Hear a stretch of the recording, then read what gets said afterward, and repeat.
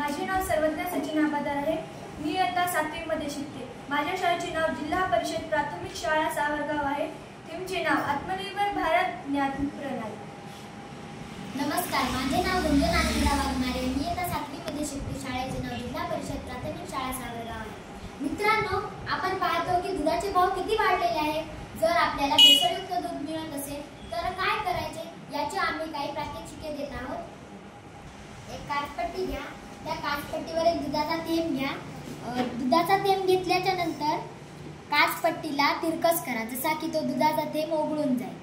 आता पहा, दुधाचा थेंब ओघळून गेल्याच्या नंतर काचपट्टीवर काय दिसते, तर या काचपट्टीवर पांढरी खूण उमटली आहे, म्हणजे या दुधामध्ये भेसळ नाही। जर या काचपट्टीवर पांढरी खूण उमटली नसती तर या दुधामध्ये भेसळ झालेली आहे असं आपल्याला समजले असते। चला, मिरची पावडर आपल्या जीवनातील सतत वापरणारा पदार्थ आहे, म्हणून आपण याच्यात सुद्धा भेसळ होते हे आपण पाहू। एक चंचू पात्र घ्या, अर्धे चंचू पात्र भरेल इतके पाणी घ्या। त्याच्यामध्ये 1 चमचा मिरची पावडर टाका।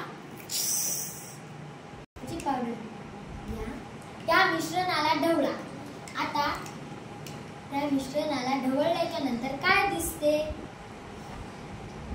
आता या चंचू पात्राच्या मिश्रणाच्या तळाशी बारीक कण आलेले आहे, म्हणजे या मिरची पावडर मध्ये बिटांच्या भुकटीची भेसळ आहे। जर या मिश्रणाच्या तळाशी कण आले नसते तर या मिरची पावडर मध्ये भेसळ नाही असं आपल्याला समजले असते। तर या पदार्थांची भेसळ ओळखण्याचा फायदा काय आहे, तर या पदार्थातील भेसळ ओळखण्याचा फायदा आपले आरोग्य निरोगी राहते, आपण आत्मनिर्भर बनतो,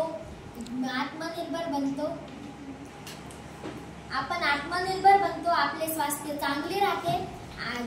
धन्यवाद।